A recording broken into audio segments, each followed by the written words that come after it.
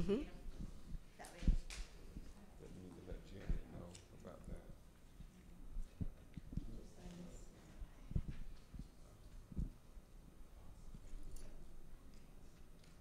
15 seconds. I know Karen talks my hair up too.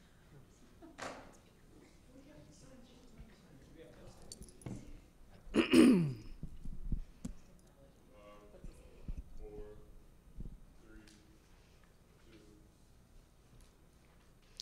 Good afternoon, and welcome to our 5th installment of Black Minds Matter.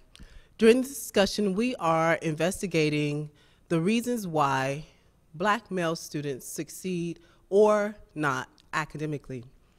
This week's subject is ascriptions of intelligence.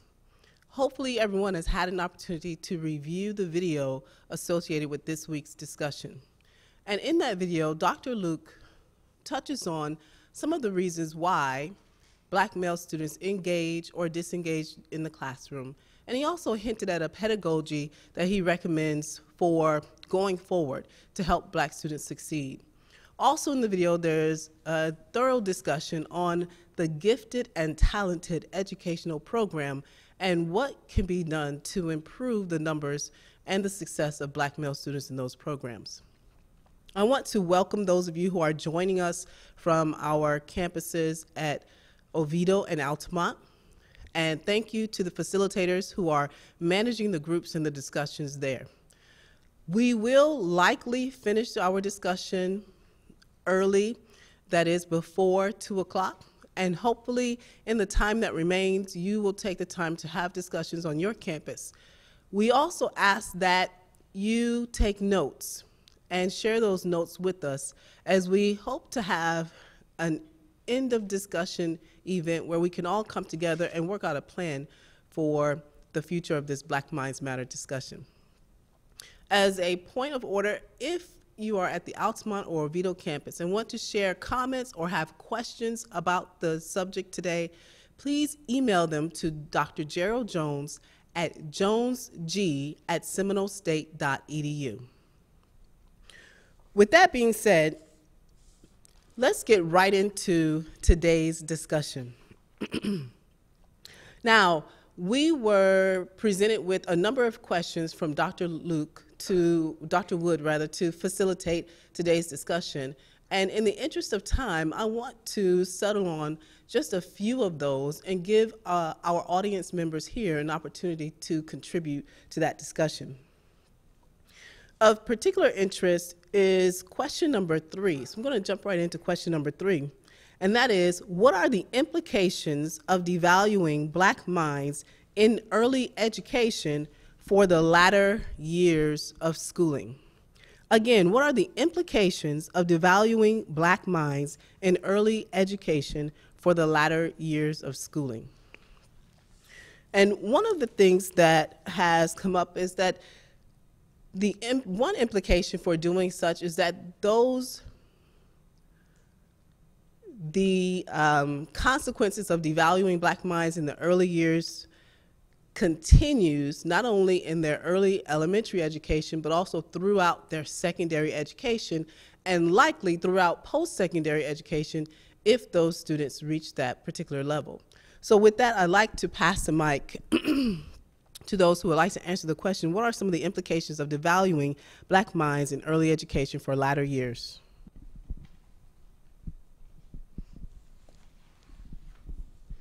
I definitely can say it's a deterrent for growth. It does tend to almost be counterproductive of the process if they get, certain kind of hints of discouragement or certain ways of lack of empowerment at the earlier stage. It definitely can, as the videotape had disclosed, that it kind of gives them a whole disassociation with education in general, that they start to, look at themselves as not having a fit and where they belong. I saw one flaw in the discussion, that it did not go deep enough, and I know that they are constrained for time, but the flaw that I saw was the failure to unpack the very thought of disassociation, and that thought was they, as students, black males might tend to tune out if they weren't affiliated and felt engaged. But what was not said that I had seen in other research was the idea of the pipeline dripping out from various professions. If you do not feel challenged to take calculus in high school, then you have taken yourself out of the pipeline for certain STEM careers, for certain engineering fields. In other words, when you get to college, if you're behind the 8 ball and have not taken your prereqs in high school, that disassociation from secondary education carries into your college life and your career. And I saw that unpacking as absolutely necessary, and I did not hear that in the discussion during the week.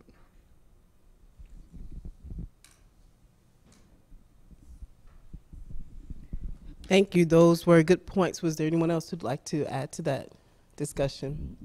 For those of you who are just joining us, the question was, what are the implications of devaluing black minds in early education for the latter years of schooling? One of the things that comes up consistently in this discussion is the graduation rates of black male students. And as we look into those graduation rates, Dr. Bonner mentioned the Schott Foundation. And as we looked into those graduation rates, we find that the graduation rates of black males are consistently lower across the board than their peers. In the state of Florida, while the state, and this information is from the Florida Department of Education, while the state has shown steady gains in graduation rates overall for all groups of students, black males still remain the lowest among those, with their graduation rates being at a minimum 10 percentage points below the next subgroup, which happens to be black females. So when we talk about the implications of devaluing black minds in early education, we can see that those continue on and persist even through their secondary education. When we, as Janet Balinoff mentioned, consider the other implications that students tend to be diverted because of their educational choices or because of what their counselors, advisors, or peers recommend, we find that that eliminates them from a number of other opportunities. So my question to the group here and to the audience watching, what are some of the things that can be done to mitigate these issues and to redirect students, and particularly black male students, so that they can have future success? I think one of the things that we should strive to do in education, and from K through 12 as well as in higher ed, is to diversify those who teach our black students. According to Dr. Ford, she gave a statistic that resonated with me, was that 85% of the teachers are white and 75% of those teachers are female. And so from a black male perspective, in terms of, we talked about the cool pose last week, when you look at who are teaching these students, it may come across, they may look at education from the standpoint as, how does this validate my masculinity? How is this cool if I don't see anyone? How can I relate to the curriculum? Dr. Boner also talked about giftedness and what it means to be gifted. There were 3 things that he touched upon that I thought was very interesting as to how do we break the threshold for our black students. One was that there is a lack of teacher referral. And what she really suggested, or what Dr. Boner suggested, between Dr. Boner and Dr. Ford, is that perhaps teachers themselves may not completely know what giftedness even means. And it's not just for black students as well, but for all students, but particularly where we see a lot of our black students are not in gifted programs, as Janet mentioned, starting early and so forth and so on. And then number 2, they talked about poor test performance. Who is being tested? What do they mean? And what is that test measuring? And then the final thing is student choice. A lot of our students are, and this word keeps coming up week after week, they don't want to be a part of gifted programs because they don't want to feel like they are being isolated from their peers. And that is really embedded in research. And one of the scholars, Friars Britt, from some studies that I've done on high achieving black students, she suggested that mainly what has been known about gifted African American students has been derived from what has been studied in grades K through 12. And so I really appreciate Dr. Wood inviting. Last week we saw Dr. Harris, Sean Hopper. This week we experienced the work of Dr. Boner. Those are scholars who have studied the academic success of high achieving black males and have really talked about the whole concept of giftedness. And so I just wanted to add that in there as well.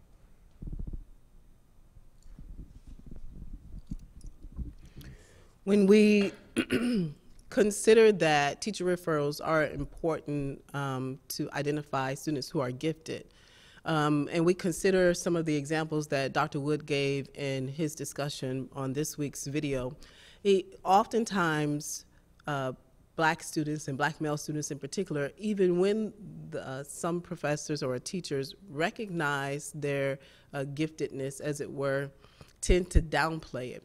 Why do you suppose that happens in the classroom, and what can be done to deal with that situation as well?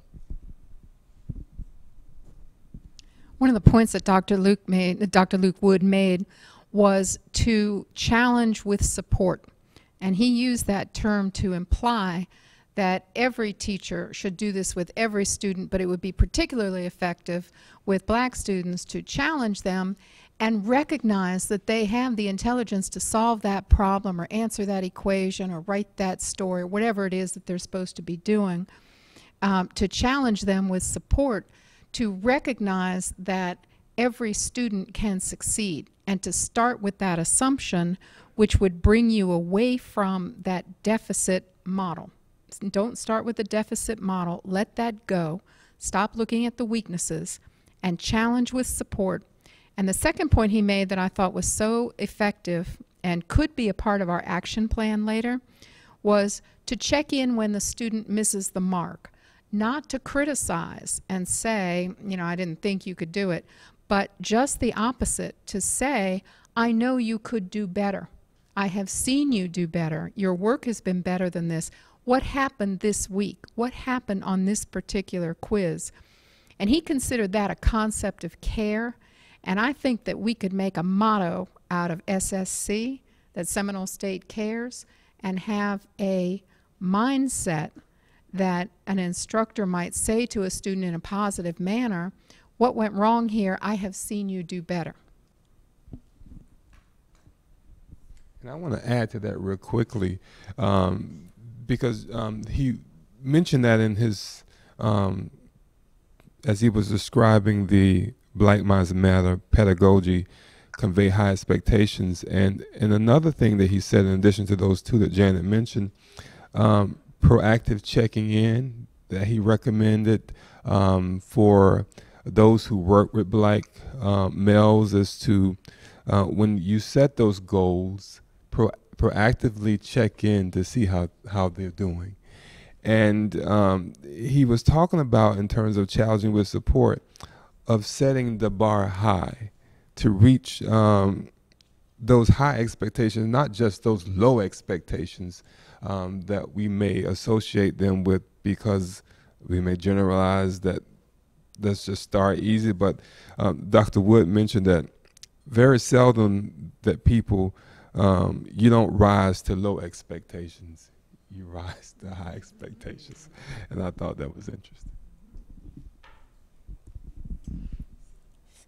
Just back when you talk about the apprehension, I noticed too how we talked about how a lot of them deteriorate from speaking to their own faculty members after courses, and knowing that just other members on campus as well, when you say having those relationships with the janitorial staff or maybe other staff members, and them not seeing the mirror image of themselves, so to speak. So I think for me it was more so, not being almost like being the first, because even with the students, sometimes they're the first generation, but even how you say it with the faculty member or the staff person, it may be their first interaction with the student as well. So I think a lot of times we have to get over, just being the first one to recognize them, give them some boost to their potential, because they are apprehension about it as well. It's uncomfortable for them to be seen in that light, and I think it's our job as a culture, to make them get comfortable with being being in an environment, and therefore recognizing their giftedness.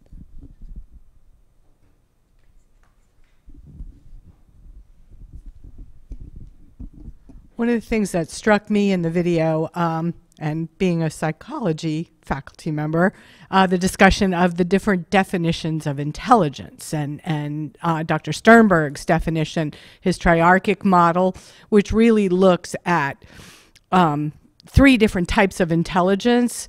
And a lot of times we only reward that academic intelligence. So even here on this campus, our PTK recognition, our honors recognition, all center around GPA.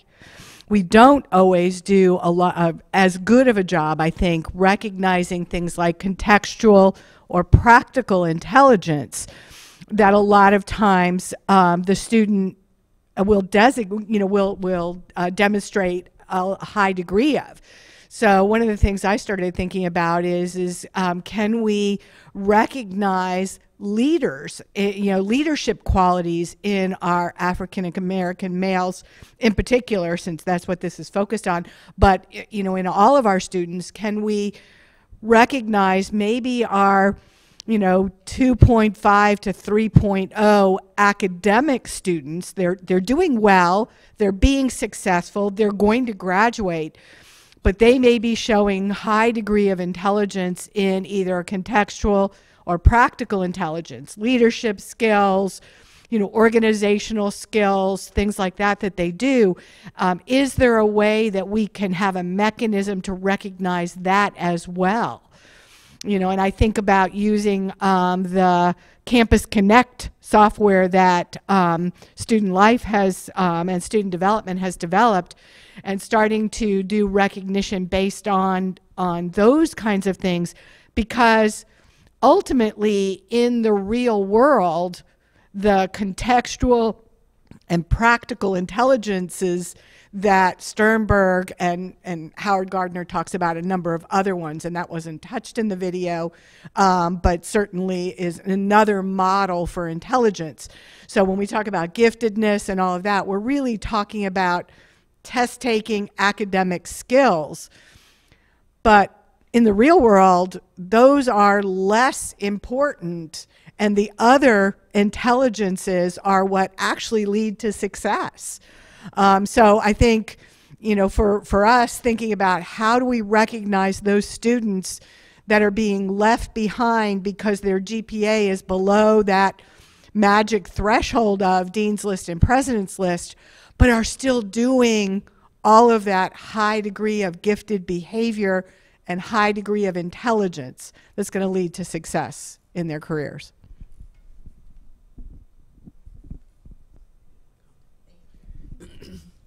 Thank you for that. And I think the flip side of that is you talk about the magic number regarding GPAs, and then when we talk about the mindset or establishing a culture where achievement is valued highly. So you may have students who are quite capable of achieving a high GPA, but purposefully limit themselves from doing so.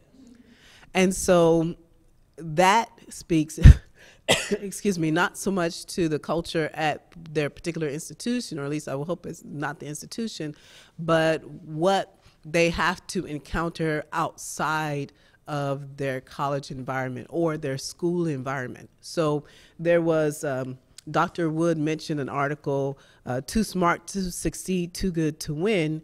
And in that case, where students who have achieved some level of excellence are sometimes targeted by their peers or by other folks in the community. And so what can we do to help establish, create, maintain a culture where excellence is regarded highly and sought after by everyone?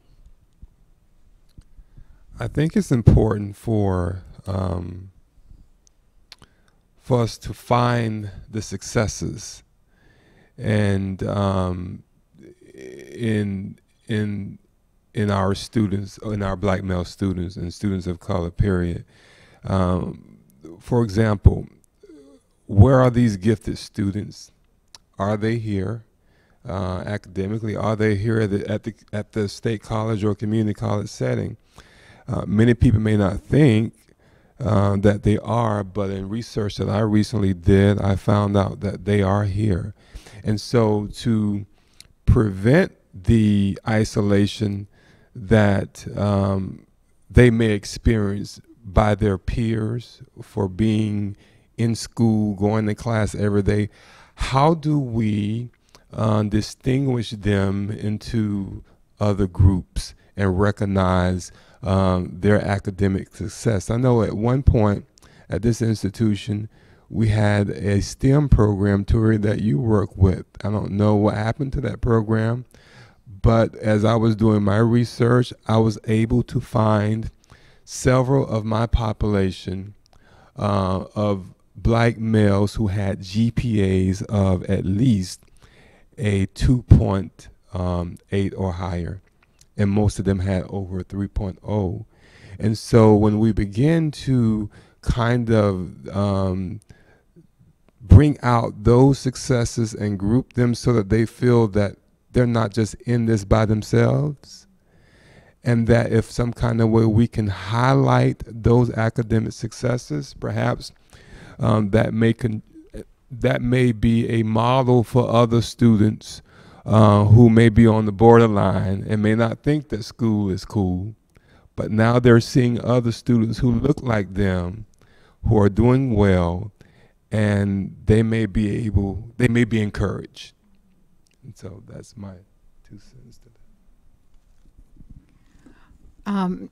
Dr. Bonner's research was interesting to me because he talked about not having any hesitation to apply rigor to the standards set for black male students, and that he saw that as sometimes someone trying to be too nice and taking the rigor out of the curriculum to make people belong and make the student feel successful. He was not in favor of that. So he favored the academic rigor and the setting the standard that he thought the students could achieve. One thing I saw in Dr. Ford's that went right along with that was her insistence that we cannot be colorblind, that we have to recognize these problems are stratified by race, but she threw something else in there that she said she could have talked for hours on, and that is the intersection of race and socioeconomic class. That the idea of poverty and race in gifted education has not been studied enough, and that she was of the opinion that poverty was a stronger factor than race in the scarcity or underrepresentation of black students in gifted, and specifically black males. So that would be a whole new area of research that we could incorporate for our action plan with some type of component for destination graduation to make sure that it was not poverty that was impeding the student, that it was perhaps the need for more rigor or retraining individuals that were interacting with the student to expect that rigor and congratulate them when they met it. I guess like we say, tying on Dr. Valentino's point and Jana's point, when I say thinking back to when you talk about the rigor, and I know for me, hearing phrases like multitasking, it resonated with me as a minority student, because that to me was our life. where you say the optimal intelligence is, how you operate in your environment. So if you really start thinking about your students' environment and how they are functioning, you might give them more credit, depending on what they go through when they go home, how you say if they're ones that leave class and go to a part-time job, if they're taking care of children in the evening. The student mind completely changes when you do know their environment that they are going to beyond just the classroom. So I can definitely say when you say ultimately, and looking at students and how you say that whole reward system, you do start to feel like you fall short if you were not the 4.0 student. You feel like you were not meant to be here, because I know in college, going to college from high school, it was told repeatedly that C's don't work in college. If you're a C student, then you didn't need to be here. But some students may be C students because of the outside environment or other things that they have going on. So I truly, truly, truly believe how you said how we look at the quality of what intelligence is. If they're balancing 4 different life skills at one time, and they're still managing, how you say, to keep up a decent GPA, still keep up extracurricular activities, and maintain a part-time job, how is that not more an ideal citizen, than someone who's focusing on something one academically? So. Thank you. We've touched on in our discussion some of the strategies and practices that educators can employ, but when we talk about the intentionality of communicating the value of Black minds, what are some of the strategies and practices, specific strategies and practices that can be employed to make this more intentional? What can be done? And Dr. Wood mentioned a pedagogy in the video, and Dr. Jones is going to elaborate on that a little bit for us at this time. Well, one of the things that Dr. Wood talked about in his pedagogy, he offered 5 compelling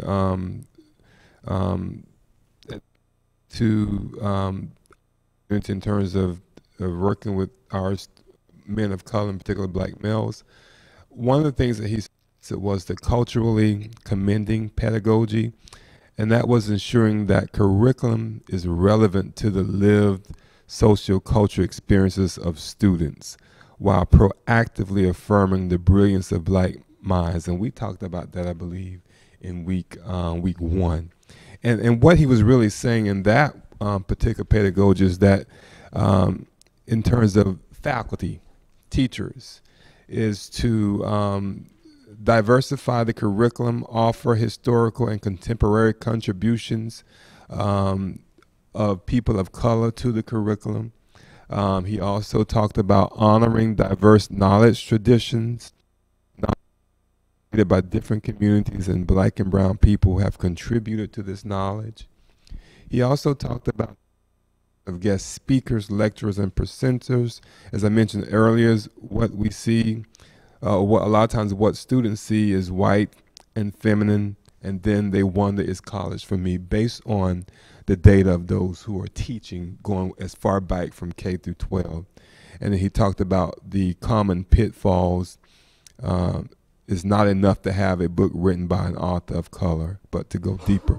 He talked also about validating messages, and that was second, communicating expectations about students' ability and aptitudes, meaning that we want to praise them not just for their effort, but on what they could actually do and the ability.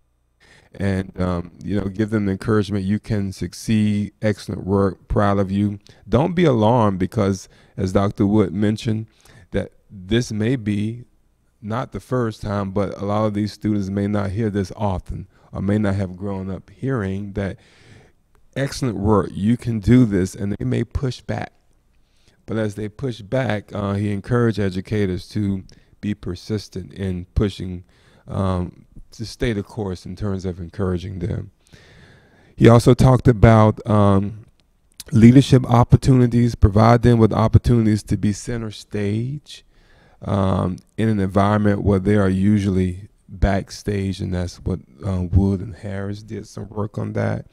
And that means increasing self-confidence, promoting engagement, foster a sense of belonging leads to higher quality work. And then we touched on the earlier one that Janet kind of introduced, and that was convey high expectations where the student knows what you believe in their ability to succeed. And so that kind of summarizes the Black Minds Matter pedagogy. Thank you. As we look to addressing some of that, I want to go back to graduation rates, high school graduation rates, and just to give you the specifics. In Florida, the graduation rates for Black or African American males in 2016-17 was 69.4%. And this was the lowest among all groups identified in this report. The graduation rates for white males, 83.1%. And so being that Seminole State is a post-secondary education, a school of higher education, our goal would seem to be to get more students in. But with the graduation rates of the Black or African American male being the lowest among those subgroups, how do we reach back and work with our K-12 educators to help increase those numbers so that we have more Black male students in particular who are interested in attending college, who ultimately believe and see that college truly is an option for them?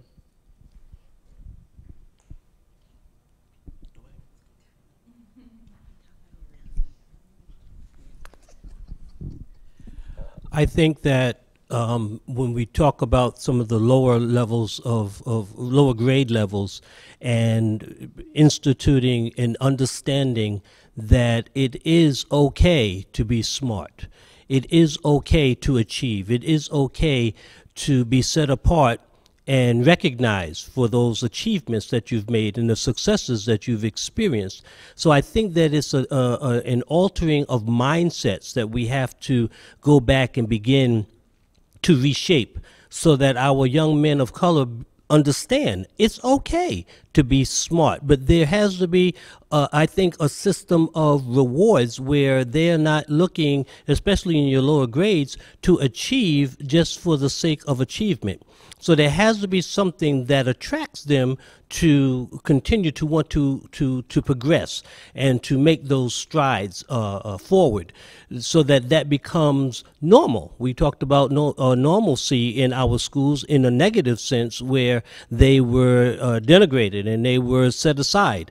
Well, that same kind of normalcy, if instituted in a way where it addresses successes, I think can be just as powerful as the message that's being sent in a negative light, where the normalcy is because they've been set aside, the normalcy that they've been overlooked, the normalcy that they've been criminalized, the normalcy. Well, how about if we begin that normalcy to mean that we are expecting you to do well. We are expecting you to reach this level of, rather reach the standard that we've set. As Dr. Jones said, if we set that standard high, it becomes normal for them to strive for that higher level of achievement rather than just accepting the lower and thinking that it's okay.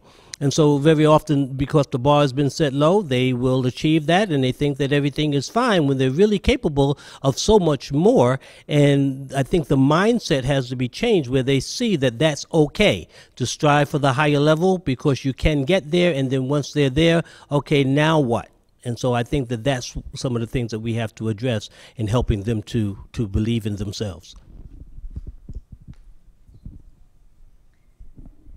And I know in the video, one thing that was talked about was mirror artifacts and the importance of that. And he talked about window books and mirror books. And this is one of the things that we might think about in the earlier grades, as Alvin was discussing. And here at Seminole State, we have some opportunity to go into K through 12.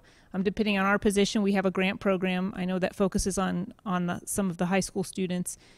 But let's think about some outside the box places where maybe we make connections with K through 12 students. Like I know we have some professors who do service learning where they have their students go into some of the schools that may be a Title IX school or something that can use some extra help. So can we train those students when they go in maybe to look at those mirror books? Can we share those with them? If we have conferences here where we have K through 12 educators, and maybe we contribute something to like a swag bag, right? Maybe we could contribute a poster that highlights someone in a minority group that's successful. So that gives the teachers materials that they can use in the classroom.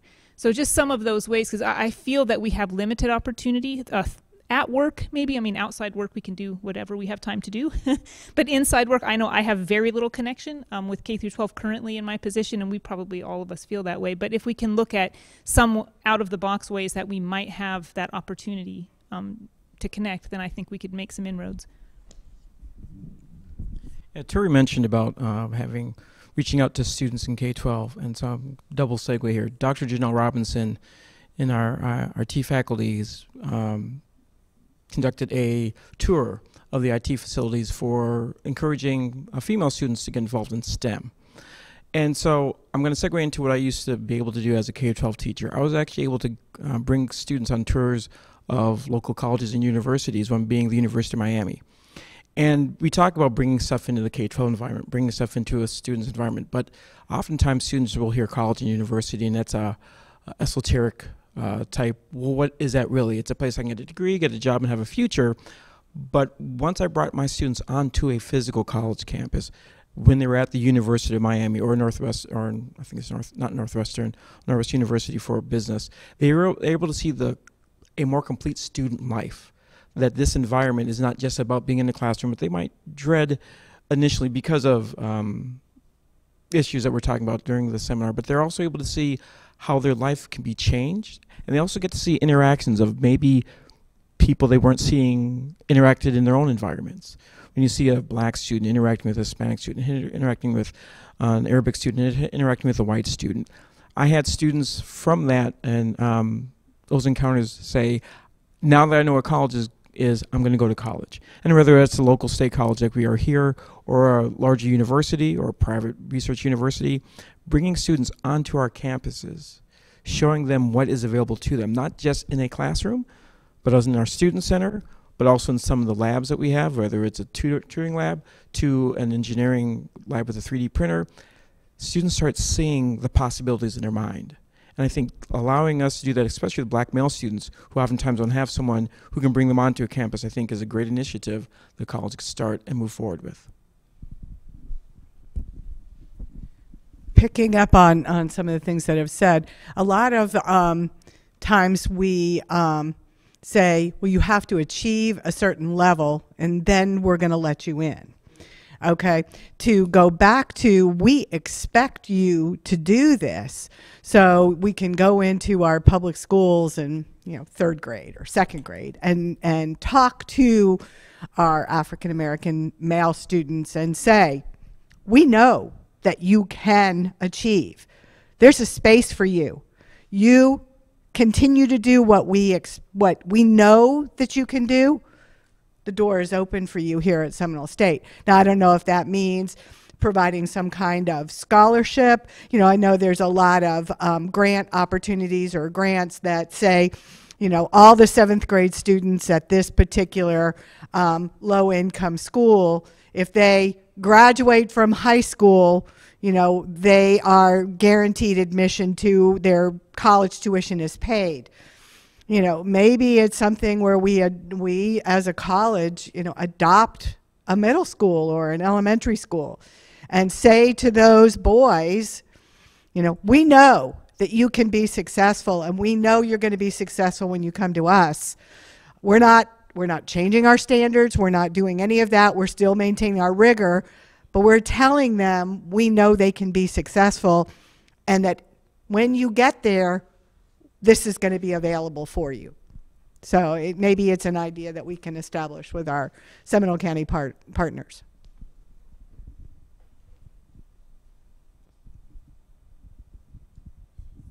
Just to piggyback off of Lisa talking about partnerships, it's so funny when you get to a certain age and you think about what you used to do or what they used to do.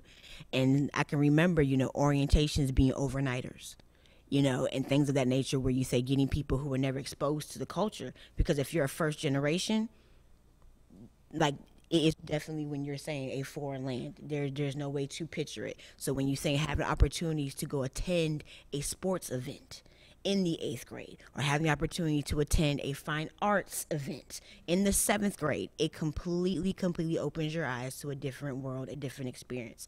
So I think the part that when we talk about the intelligence and building intelligence, it's our job to connect so they can make that intelligence. Like, it's our job to connect the life skill, the academic skill, and the extracurricular activity in order for them to be successful and to matriculate and to graduate ultimately. There's another piece of exposure that might work for the K through 12 student, most likely the 9, 10, and 11th grade student, and that would be the exposure to test taking at the standardized level. That would be practice tests, because one of the points made in the video was that the students who had taken practice tests for the SAT, who had parents who said, of course you're going to college, and who had parents who said, and here's the money for the test prep workshops. Here are the practice sessions. You'll know what to do when you get there and you'll be fine. Those were the more successful students. So that preparation, that exposure, I think is going to be critical. Thank you all. And we've talked a lot about what can be done to help students, but I do want to go back to the topic of this week's discussion, descriptions of intelligence, and ask what can or should be done with teacher education programs, because oftentimes the young students go into a classroom, whether it be a preschool, kindergarten, and the teacher has a particular view of what they feel this student can or should achieve, and whether it's consciously or subconsciously kind of projects that onto the students. And oftentimes, even without being expressly told, a student may pick up on that and then begin to react in a way that is that just continues that particular mindset. So what can or should be done with teacher education programs to help demonstrate the value and the brilliance of Black minds?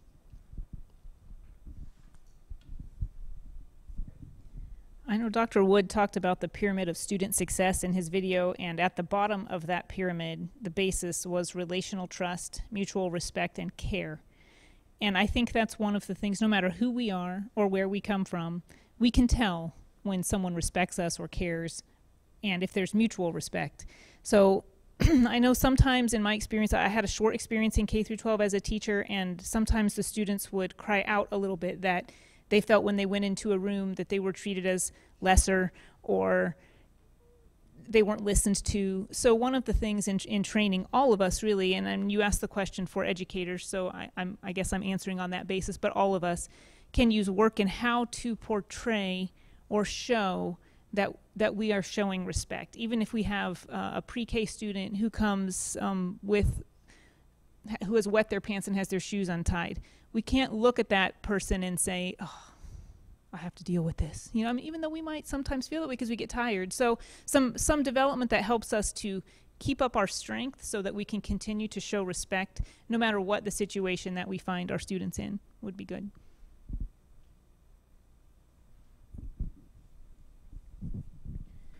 Thank you. We do have a comment, and this is from our group at Altamont. We must choose to motivate rather than denigrate in public and in private. Otherwise, we will not believe they can achieve. It is difficult to fake motivation. So I think that's a good segue actually into our question here, and that is, what can we do, or what can I do tomorrow from my positionality as a parent, researcher, community member, student, professor, advisor, counselor, whatever the case may be? What can we do to help demonstrate the value of Black minds? What is one thing that you might choose to do differently or going forward to help promote and demonstrate the value of Black minds? Well, one of the things briefly that Dr. Wood mentioned in another study with Bivens is that he said that the community college system has failed one of its key constituents, and that's Black black males. So two quick things that from an institutional perspective in terms of positionality that we should focus on is number one, is that we should be encouraged to focus or highlight on the academic success of black males who are achieving. Culturally, we talk a lot about retention and why they're not, but who in this group that's achieving, and how do we highlight that and promote that as a model? And number two, in terms of shining the light and getting through the cool pose, is we as an institution, and not this institution, but the community college in general, or the college system in general, we've changed the name, do a better job promoting honors to black males. That's a group that we could look at and do a better job in marketing and promoting honors to black males so they begin to see academic success of their peers.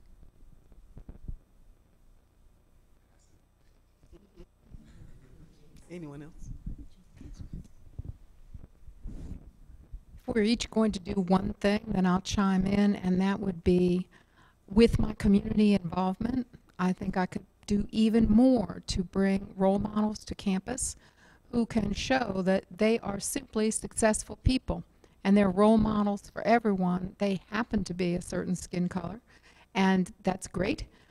But the idea is they're here to talk about business or IT or cybersecurity or whatever it is that I can have them promote and involve the community more. Did you want to comment?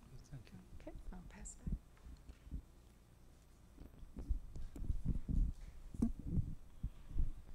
Okay, so the one broad thing I can do as instructional designer is to create workshops to show faculty how they can use various intelligences. And though not mentioned as much in the video, Lisa had mentioned this earlier about Gardner's multiple intelligence theories. And one thought came to mind as a former music teacher is, and sorry for taking a little bit longer than the one time, is if we're talking about the multiple intelligences based on Gardner's theories that black students, male students tend to bring into classroom. I'll just touch on one, which is, of course, people think musical intelligibility. Well, if you understand music from a different point of view than just so it sounds good, there's an inherent unpacking of materials that we start off small, and it's motivic development, and we progressively make that motif larger, more complex, bringing up rise and fall, tension, release, much like when people are songwriting, the same form, there's a standard form. And so students who are able to create music from course materials, which many do for learning aids, I can use my skills as a ID or instructional designer to show faculty how students are using their innate intelligence to unpack their materials, restructure them in a very orderly way that almost scaffolds in chunks, which is what faculty members should be doing. So sometimes I think we don't pull in those items from students that help us enhance their learning by learning how they learn best. So overall, mine would be reaching out to your students to figure out how they learn best through their input.